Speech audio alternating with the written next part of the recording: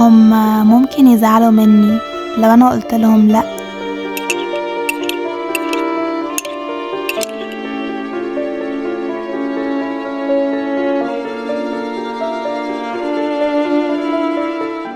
خلاص انا هتعامل معاهم كويس قوي عشان يفضلوا في حياتي ويفضلوا يحبوني.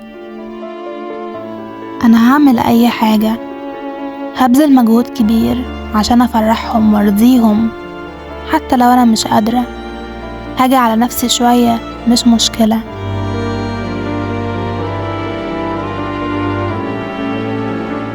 لازم افضل اتعامل معاهم كويس حتى لو هما بيأذوني.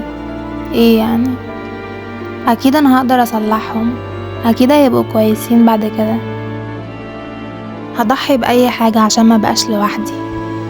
بخاف لما حد بيسيبني ويمشي، بخاف ابقى لوحدي.